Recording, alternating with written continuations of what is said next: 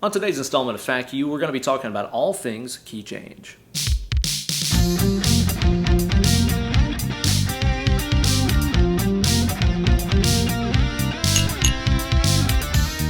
Well, hey there kids, and welcome to a brand new installment of Fact You, the only FAQ series hosted by your good buddy, Uncle Ben. So the other day on my Instagram page, I got a message from my man Magnus here who asked, how does one make modulations sound less forced? And this is a really great topic, so this is what we're going to talk about today. Whether we're just getting into borrowing a chord from a neighboring key or completely overhauling the tune into a new musical language, we're going to talk about all of that stuff today. As always, this video is brought to you guys by everybody who supports my channel over on my Patreon page at patreon.com/Ben Eller Guitars. Sign up today, you're going to get access to tons of bonus videos, downloadable tabs, backing tracks, and more. For example, this week everybody who supports my channel is going to get access to a very special, super long edition of this video that covers even more stuff and has more examples of tunes with cool key changes and stuff in them. So don't delay, sign up today, even for just $1 a month. Gear-wise, for this key-changing journey, I'm playing my Suhr Alt T into the Fractal Audio Axe FX 3. Okay, so what is a key change? It's kind of like changing musical languages mid-song. And that can sound very easy and smooth on our ears, or it can be really abrupt. To understand this in terms of language, I would compare this to like if I started this sentence in English and I slipped in a few Japanese words in there, it would probably be pretty abrupt because there's not really any crossover between those two languages, right? Whereas if I started this sentence in Italian and I slipped in a few Spanish words, it would probably still mostly make sense and not be too abrupt because there's so much shared connective tissue between those languages. And of course, like everything else in music theory, there are the traditional do's and don'ts for how you're supposed to navigate key changes. And there's about 1 billion examples of people that don't follow any of those rules and do key changes that sound really awesome to us. We're going to talk about a little bit of both in this video, but I think first, in order to break the rules, you got to understand the rules. So let's look at the traditional way to navigate key changes, the easy way. To help us understand that, we're going to use this guy right here, the circle of fifths. You've probably seen this before. Kind of looks like something you could use to like summon a level 99 Berkeley graduate or something. And you can do that, but I use it to help me learn and understand how keys relate to each other. You don't have to memorize this or anything, you just have to understand the basics of how it works and how it shows us the slow and gradual change from key to key if we move up or down in fifths. For example, if we start off here at the top of the circle in the key of C and play the notes that are in the C major scale, it's going to give us these: C, D, E, F, G, A, B, C. No sharps, no flats, just all natural, wholesome and organic notes, just like Mom used to make. Now let's move up a fifth and see what happens inside of that musical language. If you don't know what that means, there's two ways you could approach this. One is just to start on the letter C and count your way up the alphabet. C, D, E, F, G. That leads you to G, 5 away, right? Another thing you could do is just to play a C note, make a power chord, and play that major scale, okay? So you'll notice that was a C, that's a G. Play a G major scale now.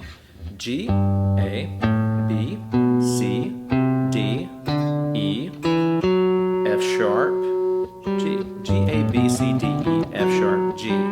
It was only one note different from the key a fifth back. Now let's go up another fifth. And again, either method works. So you're power chorded out, play a D scale, G, A, B, C, D, that works too. If you play a D scale, D, E, F sharp, G, A, B, C sharp, D. That C sharp note wasn't there in the key of G. Everything else was. So every time you move up or down a fifth in this thing, your musical language is only changing by one note. It's a subtle change. So that's going to make it a little bit smoother to change keys, whether we're borrowing a chord or completely changing keys entirely. If you borrow or change to a key a neighboring fifth away, and that can be in either direction. It could be, like, let's say you're in the key of G, you could go up a fifth to the key of D. That'd be a pretty natural change. Pretty easy on the ears. You could be in the key of G and go down to the key of C. That's a fifth down, right? Pretty easy change because they're only different by one note. Lots of songs that you have listened to have done this. For example, let's talk about the verse versus the chorus in High Enough by Damn Yankees. Keeping it classy here. Okay, so this song starts off in the key of A, and it's all in key. We got our A major, F sharp minor,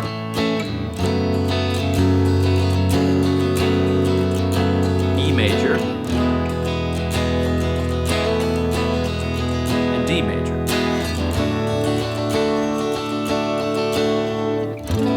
So very squarely in the key of A. Now, if you look at the circle of fifths right here, we can change keys, again, a fifth in either direction, right? So we're here in A, using that language. What if we changed a fifth down to the key of D? Again, the A scale and the D scale are only different by one note. And that's exactly what they do whenever they get to the chorus of the song.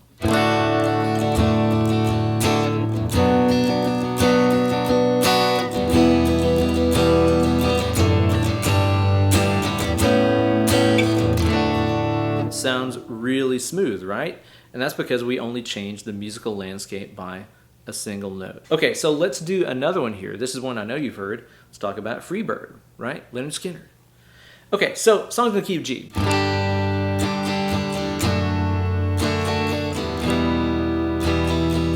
So we're using the language of the G scale. G, A, B, C, D, E, F sharp, G. Now, whenever it gets to that second part of the chord progression, there is a F chord.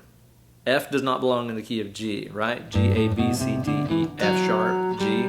We don't even have an F note, much less an F chord in that key. Where is that coming from? So again, if you're here, you are here in the key of G, like the mall map says. You could go up a fifth to the key of D for an easy change, or you could go down a fifth to the key of C for an easy change.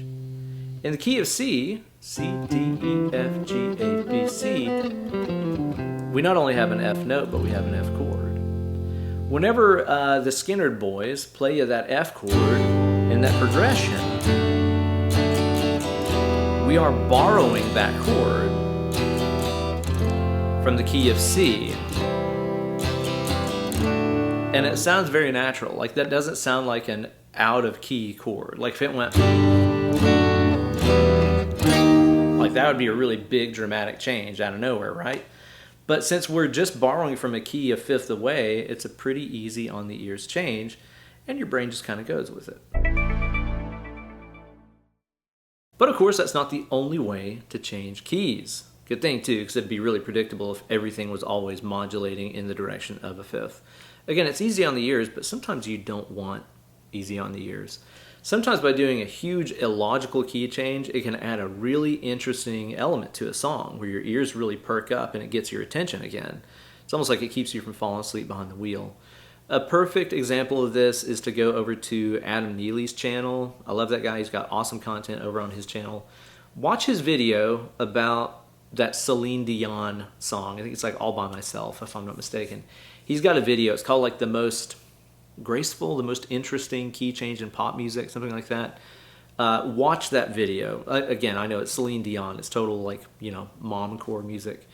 But the video is fascinating because that song has a crazy key change in it that is honestly magical and doesn't obey any of those rules. And it's really cool. And obviously it's a pretty huge song. So there's something in there that works to our ears. But there's about a million other examples of illogical key changes happening inside of music that you listen to all the time and you don't say to yourself, oh, that was an abrupt key change. So for example, I never noticed how abrupt and weird the key change in Jump by Van Halen was until I learned how to play the song. So that tune is in the key of C, very much sticking inside of the chords that are offered to us in that key.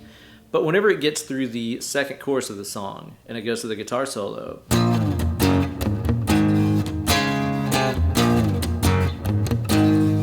those are the changes that happen behind the guitar solo.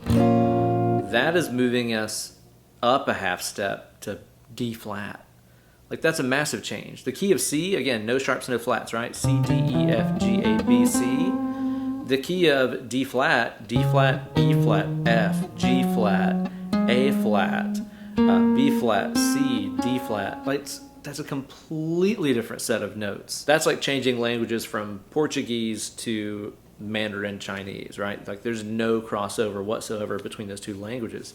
But in that particular tune, it really makes your ears perk up whenever it gets to that solo. It's like it steps into a completely new set of notes. It's a completely different musical turf, and that makes it sound really cool. That dramatic half step up key change isn't just a Van Halen thing either. Check out Rock With You by Michael Jackson. I actually have a lesson for that one here on my channel. That song is in like E flat minor, right?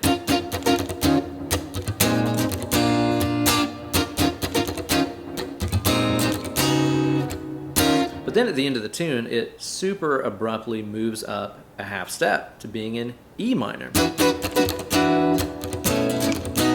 And again, that's a completely different musical language, but it has this interesting lift to it that really takes us through that last chorus of the tune. Let's go back to the 80s here and talk Bon Jovi, Living on a Prayer, like one of the biggest rock tunes ever, right?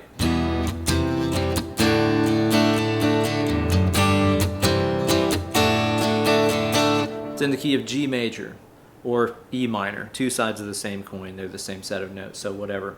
I'll call it G major for now. So there at the end of the tune,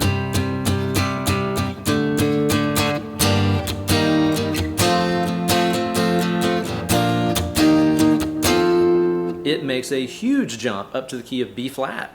That's a completely different language. That's not a smooth transition at all.